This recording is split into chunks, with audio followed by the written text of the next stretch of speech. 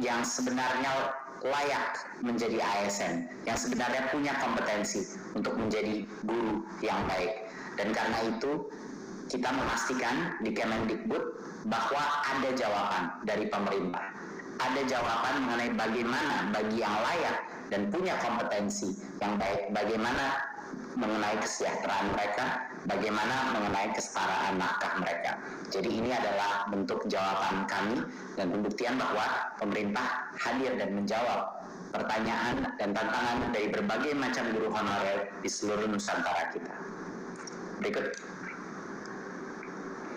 Mengapa seleksi ini dibuka? Seleksi P3K ini dibuka karena berdasarkan data pokok pendidikan Dapodi, Kemendikbud mengestimasi kebutuhan guru di sekolah negeri kita itu mencapai sekitar 1 juta guru.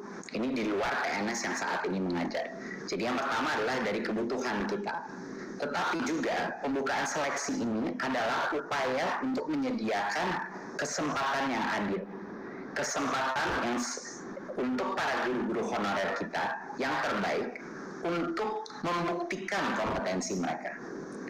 Untuk membuktikan kompetensi mereka tanpa kita batasi. Jadi ya, ini juga adalah bagian daripada filsafat Merdeka Belajar, di mana setiap guru-guru kita, guru-guru honorer di seluruh Nusantara kita, bisa punya kemerdekaan untuk membuktikan dirinya. Apakah mereka punya kompetensi untuk diangkat menjadi ASN sehingga meningkatkan nafkah mereka dan kesejahteraan mereka. Berikut. Siapa saja yang dapat mendaftar dan mengikuti tes seleksi ini? Pemerintah membuka kesempatan bagi guru-guru honorer di sekolah negeri dan di swasta yang terdaftar di Dapodi. Ini juga termasuk guru ex-tenaga honorer kategori 2 yang belum pernah lulus seleksi menjadi PNS atau P3K sebelumnya. Dan yang kedua adalah untuk lulusan PPG yang saat ini tidak mengajar. Jadi dua-duanya boleh diberikan kesempatan di tahun 2021 untuk mengikuti tes seleksi ini. Berikut.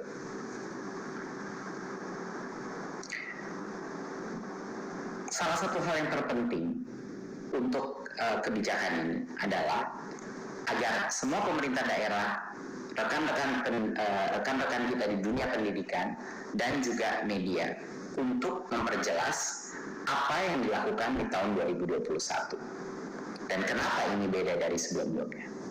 Jadi yang pertama harus ditekankan bahwa ini adalah seleksi massal yang akan dilakukan secara online di tahun 2021.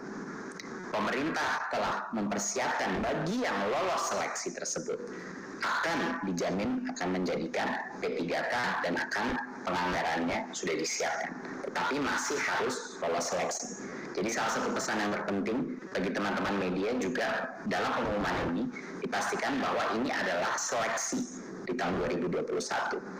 Jadinya apa yang membuat seleksi ini berbeda dari sebelum-sebelumnya? Dulu formasi guru P3K itu terbatas dan ada kuota-kuotanya, jadi banyak sekali guru-guru honorer kita harus menunggu dan mengantri untuk bisa membuktikannya. Di tahun 2021 ini akan berubah. Semua guru honorer dan lulusan PPG bisa mendaftar dan mengikuti tes seleksi tersebut. Dan semua yang lulus seleksi akan dijamin menjadi guru P3K hingga batas sampai dengan 1 juta guru. Nah, berarti ini yang sangat penting. Walaupun kami sudah membuka formasi sebesar dengan 1 juta guru, yang akan menjadi P3K adalah yang lulus seleksi.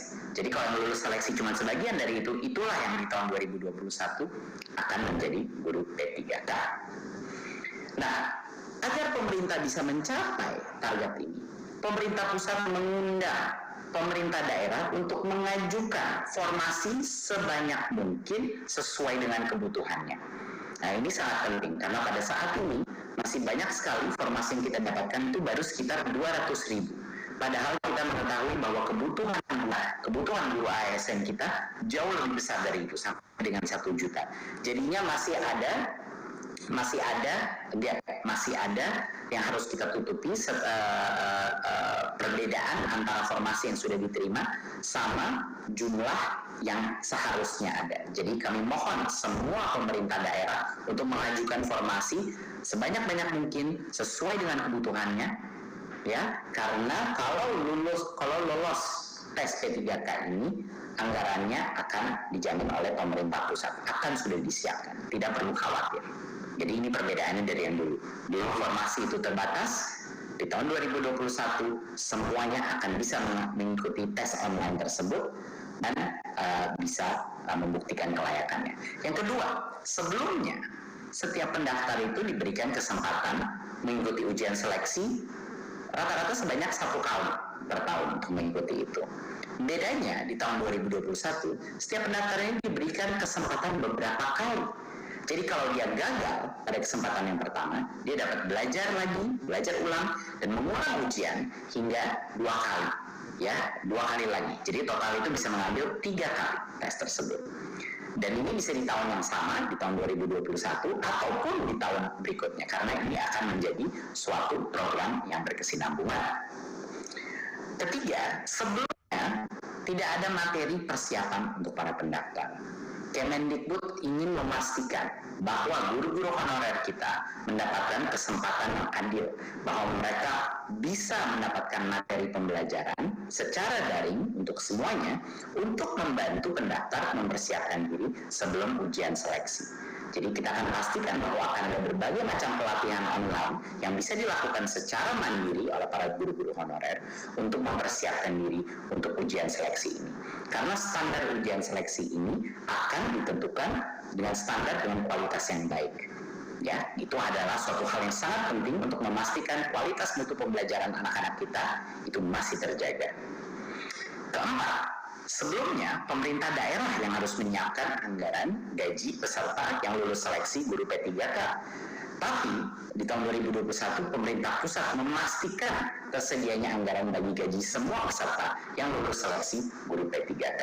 Jadinya daerah sekali lagi tidak perlu khawatir mengajukan formasi sesuai dengan kebutuhannya karena anggarannya sudah disiapkan. Dan yang terakhir, biaya penyelenggaraan ujian sebelumnya biasanya ditanggung oleh pemerintah daerah. Tetapi di tahun 2021, biaya penyelenggaraan ujian ditanggung oleh Kemendikbud. Ini adalah perubahan-perubahan yang transformatif dari proses seleksi sebelumnya dan yang sekarang. Makanya kami di Kemendikbud beserta bekerjasama dengan Pan RB dengan juga Kemenkyu untuk memastikan bahwa di 2021 kita benar-benar memberikan kesempatan yang adil untuk semua guru honorer membuktikan kehandalannya, membuktikan kompetensinya untuk bisa menjadi ASN. Berikut.